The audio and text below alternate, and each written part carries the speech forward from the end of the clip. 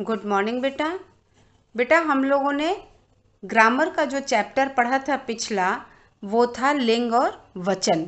इस बार हम लोग सर्वनाम पढ़ेंगे, ठीक है। इसके पहले का चैप्टर है कारक, उसे मैं अभी नहीं पढ़ा रही हूँ। जब उसे पढ़ाना होगा तो मैं बाद में उसे आपको पढ़ा दूँगी। तो इस बार हम लोग पढ़ेंगे सर्वनाम। संज्ञा के स्थान पर बोले जाने वाले शब्दों को हम सर्वनाम कहते हैं। जब संज्ञा की परिभाषा आपको अगर याद होगी कि संज्ञा कहते किसे हैं, संज्ञा किसे कहते हैं, मतलब जब आपको संज्ञा की परिभाषा अगर याद होगी, जो मैंने पीछे पढ़ाया था, और संज्ञा तो आप छोटे क्लासों से पढ़ते आए हैं कि किसी व्यक्ति, वस्तु, स्थान या भाव के नाम को संज्ञा कहते हैं।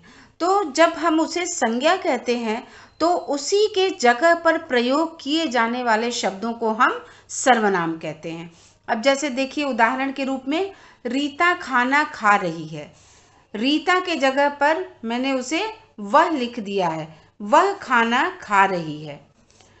ये संज्ञा है, संज्ञा की जगह पर मैंने सर्वनाम का प्रयोग किया है। अब रमा ने अपना काम पूरा कर लिया है। रमा संज्ञा है, उसके जगह पर सर्वनाम का प्रयोग है, उसने अपना काम पूरा कर लिया है।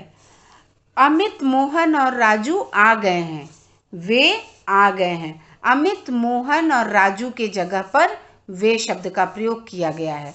तो ये जो है वह, उसने और वे, ये तमाम तरह के शब्द हैं जो संज्ञा के जगह पर प्रयोग किए जाते हैं, जिसे हम सर्वनाम कहते हैं। अब जैसे सर्वनाम की परिभाषा कि संज्ञा के स्थान पर प्रयोग किए जाने वाले शब्दों को हम सर्वनाम कहते हैं। संज्ञा के स्थान पर प्रयोग किए जाने वाले शब्दों को हम सर्वनाम कहते हैं। हमने जब संज्ञा आपको समझाया था तो ये बताया था ना कि संज्ञा का बार बार प्रयोग जो है वो अच्छा नहीं लगता। अब जैसे मैंने बोला, इसमें एग्जाम्पल के रूप में आपको बताया है कि रीता खाना खा रही है। अब इसी को रीता शब्द को बार बार अगर हम ले आते हैं, रीता खाना खा रही है, रीता सो गई है, रीता पढ़ रही है, रीता स्कूल जा रही है, रीता ने अपना काम पूरा कर लिया है, रीता खेल रही है, तो ये बार बार रीता शब्द का जो प्रयोग है वो व्याकरण को सुंदर नहीं बनाता। इसीलिए हम संज्ञा के जगह पर सर्वनाम का प्रयोग करते हैं। व्याकरण की सुंदरता के लिए हम संज्ञा के जगह पर सर्वनाम का प्रयोग करते हैं। अब रीता खाना खा रही है तो हमने लिखा कि वह खाना खा रही है। अब रीता सो रही है, रीता पढ़ रही है, रीता ने खाना खा लिया। तो ये तमाम शब्द जो है बार बार रीता शब्द ले आना, एक ही व्यक्ति के लिए बार बार रीता रीता रीता प्रयोग करना उचित नहीं लगता व्याकरण के दृष्टिकोण से। इसलिए संज्ञा के जगह पर सर्वनाम का प्रयोग किया जाता है। अब उसको जो है अच्छा बनाता है संज्ञा की जगह पर अगर हम सर्वनाम का प्रयोग करते हैं। तो सर्वनाम के जो भेद होते हैं, सर्वनाम के भेद जो होते हैं वो भेद 6 प्रकार के होते हैं। सर्वनाम के भेद 6 प्रकार के होते हैं।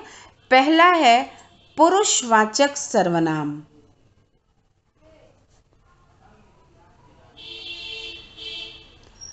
पहला है पुरुषवाचक सर्वनाम, दूसरा है निश्चयवाचक सर्वनाम,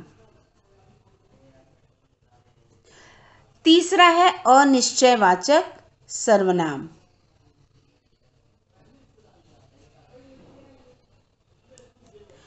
चौथा है संबंधवाचक सर्वनाम,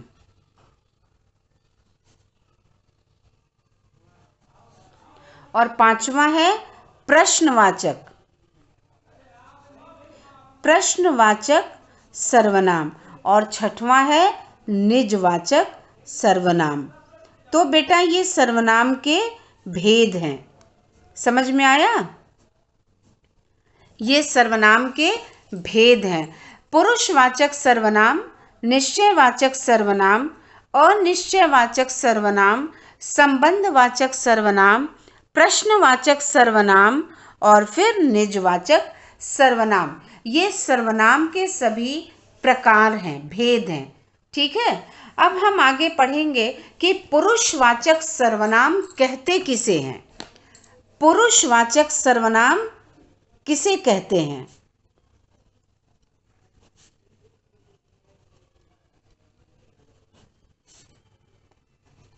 पुरुषवाचक सर्वनाम कहते किसे हैं?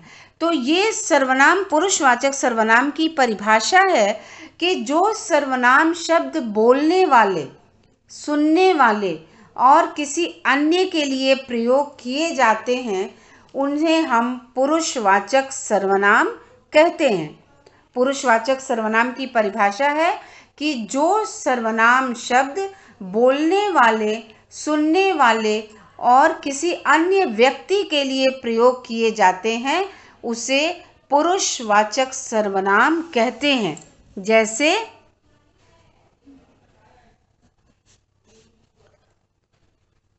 वह,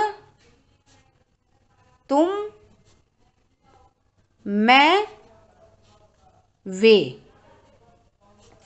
ये पुरुषवाचक सर्वनाम के एग्जाम्पल हैं। अब जैसे जो इसकी परिभाषा मैंने क्या बताई आपको, पुरुषवाचक सर्वनाम की परिभाषा, कि जो सर्वनाम शब्द बोलने वाले, सुनने वाले व किसी अन्य व्यक्ति के लिए प्रयोग किए जाते हैं, उसे हम पुरुषवाचक सर्वनाम कहते हैं। जैसे मैं घर जा रही हूँ। जैसे मैं घर जा रही हूँ। ये जो मैं शब्द है ना, ये किसके लिए है? जो बोलने वाला है। जो बोलने वाला है उसके लिए ये मैं शब्द का प्रयोग किया गया है। ठीक है, मैं शब्द, मैं घर जा रही हूँ, मैं ही बोल रही हूँ, इसलिए ये बोलने वाले के लिए।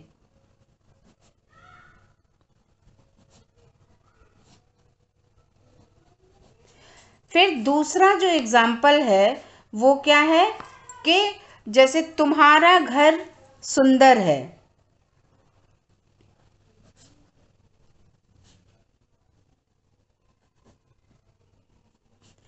तुम्हारा घर सुंदर है, ये सुनने वाले के लिए है, जो मेरी बात को सुन रहा है, सुनने वाले के लिए है।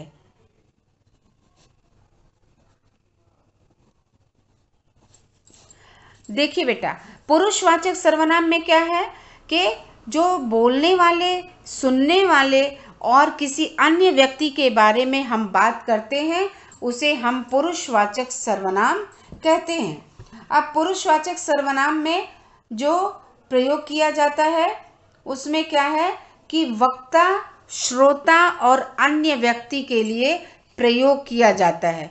वक्ता के लिए, वक्ता जिसे हम बोलने वाला कहते हैं, श्रोता जिसे हम सुनने वाला कहते हैं, और जो अन्य व्यक्ति के लिए, अन्य लोगों के लिए बात करते हैं, वो तीसरा अन्य पुरुष होता है।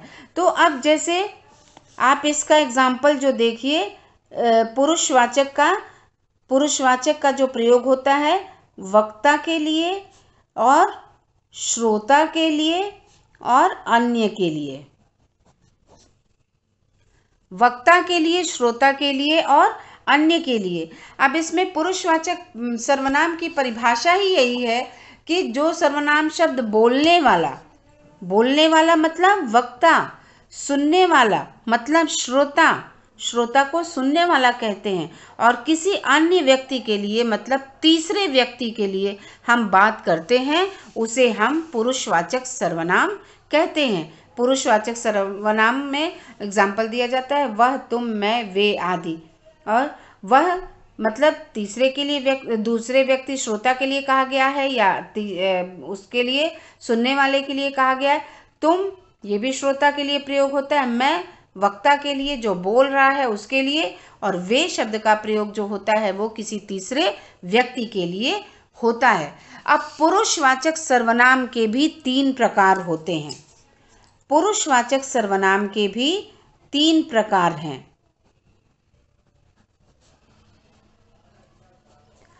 इसके कौन कौन से प्रकार हैं? देखिए, उत्तम पुरुष, मध्यम पुरुष और अन्य पुरुष। उत्तम पुरुष, दूसरा है मध्यम पुरुष और तीसरा है अन्य पुरुष। ये जो उत्तम पुरुष, मध्यम पुरुष और अन्य पुरुष, ये तीन प्रकार हैं पुरुषवाचक सर्वनाम के। आपने सर्वनाम का भेद जो पढ़ा, वो सर्वनाम का भेद, पहला भेद है पुरुषवाचक सर्वनाम। जैसे मैंने आपको समझाया कि पुरुषवाचक सर्वनाम कहते किसे हैं। अब पुरुषवाचक सर्वनाम के भी तीन प्रकार होते हैं, उत्तम पुरुष, मध्यम पुरुष और अन्य पुरुष। उत्तम पुरुष में किसे कहते हैं? जैसे कि सर्वनाम का प्रयोग जो है, बोलने वाला, जो बोलने वाला होता है वो अपने लिए करता है। जैसे उसका प्रयोग करेगा मैं, मैंने, मेरा, मेरा, हमारा आदि। ये क्या है? जो बोलने वाला है, जो किसी के सामने कोई बात कहता है, उसे वो समझाता है। मैं, मैंने, मेरा, हमारा, ये तमाम सारे उसके एग्जाम्पल्स हैं। उसका पहला उत्तम पुरुष है। उत्तम पुरुष की परिभाषा क्या है? जिस सर्वनाम शब्द का प्रयोग बोलने वाला अपने लिए करता है। जो बोलता है, किसी के सामने बोलने वाला केवल अपने लिए करता है, उसे हम उत्तम पुरुष कहते हैं। जैसे मैं गांव जाऊंगी, मैंने खाना खा लिया, मेरा घर अच्छा है, हमारा स्कूल बहुत सुंदर है। तो ये उत्तम पुरुष मतलब जो आपसे कोई बात कर रहा है, जो बोल रहा है, वो केवल उसके लिए प्रयोग किया जाता है। अब दूसरा है मध्यम पुरुष।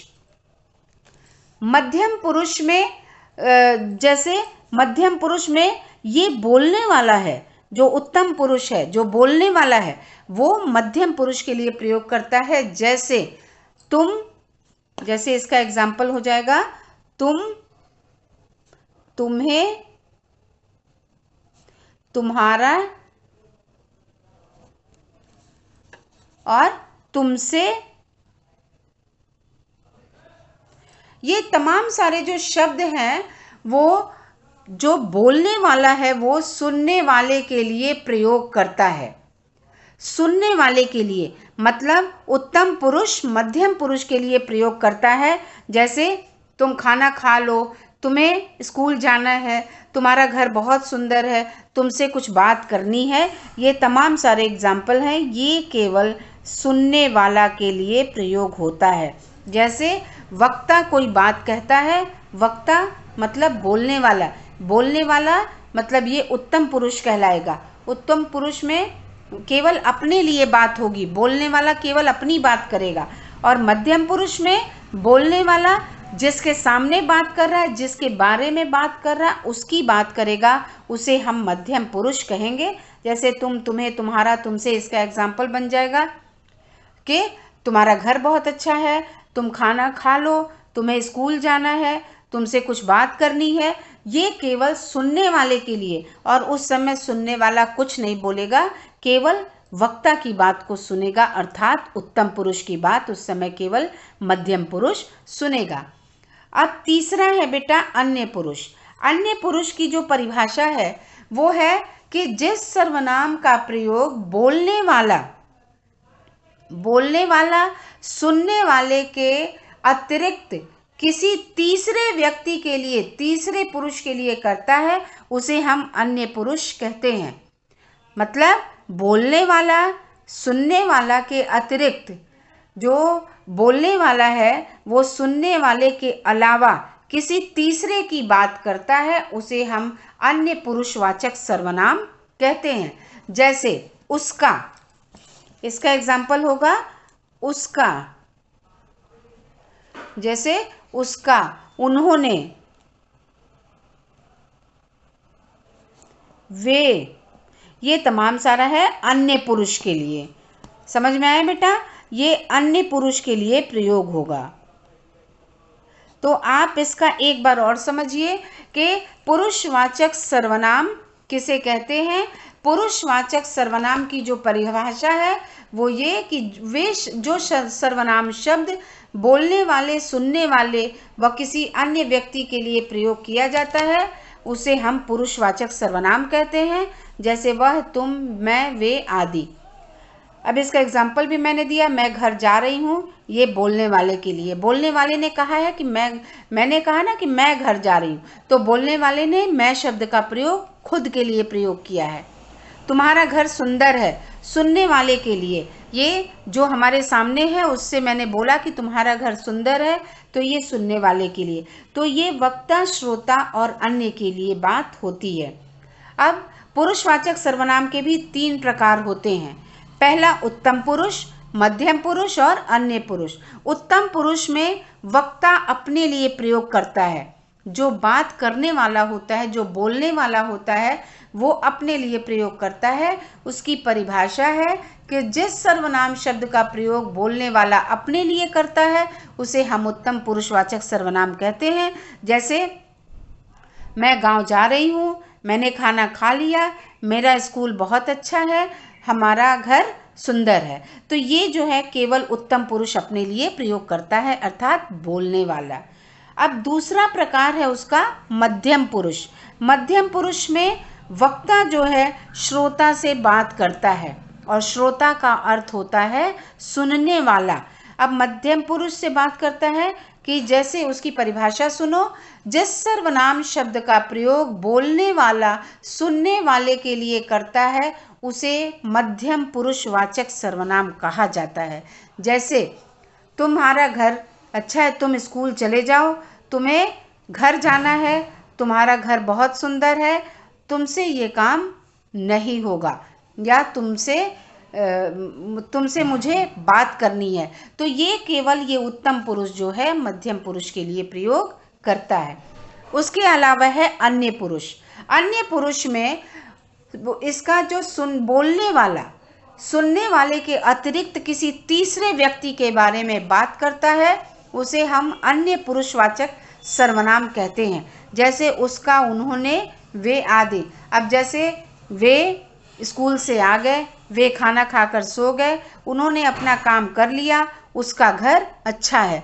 मतलब हमने जो सुनने वाला मेरे साथ है, मैंने उससे बात की, वक्ता ने श्रोता से बात की, लेकिन बात किसी तीसरे के लिए हुई है, उसे हम अन्य पुरुष कहते हैं। तो बेटा सर्वनाम के भेद में आपको पहला मैंने पढ़ाया पुरुषवाचक सर्वनाम। पुरुषवाचक सर्वनाम के 3 प्रकार हैं, उत्तम पुरुष, मध्यम पुरुष और अन्य पुरुषवाचक सर्वनाम। अब हम लोग दूसरा जो प्रकार पढ़ेंगे वो क्या पढ़ेंगे? निश्चयवाचक सर्वनाम।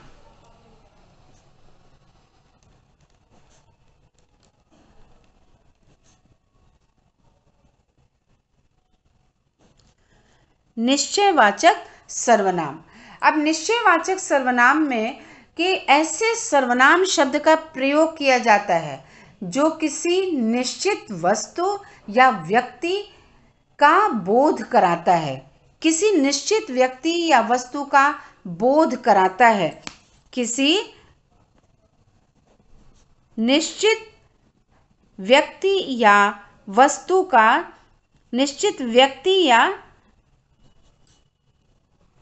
वस्तु का बोध कराता है।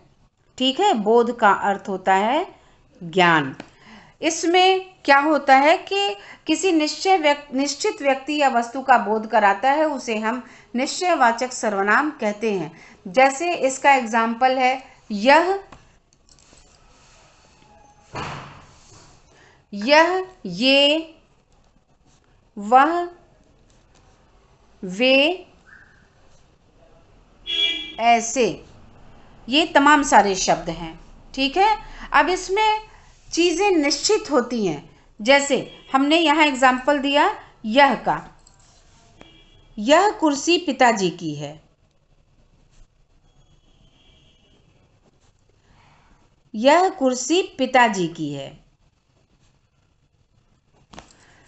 ये जो एग्जाम्पल है, यह कुर्सी पिताजी की है। चीज़ें निश्चित है ना कि ये पिताजी की ही कुर्सी है, इसलिए इसे हम निश्चयवाचक सर्वनाम कहते हैं। जैसे ये मेरा घर है, घर मेरा है, यह निश्चित है, उसको हम कह सकते। ये अगर मेरा घर है, आपका घर है, तो उसे मैं अपना घर तो नहीं कह सकती हूँ। तो इसलिए जिसमें चीज़ें निश्चित होती हैं, किसी निश्चित व्यक्ति या वस्तु का बोध कराए, उसे हम निश्चयवाचक सर्वनाम कहते हैं। जैसे ये मेरा घर है, वह मेरा पेन है, वे मेरे घर आ रहे हैं। ऐसे शब्द का प्रयोग, ये तमाम सारे शब्द जो हैं इनका प्रयोग किया जाता है, उसे हम निश्चयवाचक सर्वनाम कहते हैं। निश्चयवाचक सर्वनाम की परिभाषा है कि ऐसे सर्वनाम शब्द जो किसी निश्चित व्यक्ति, वस्तु या व्यक्ति का बोध कराते हैं, उसे हम निश्चयवाचक सर्वनाम कहते हैं।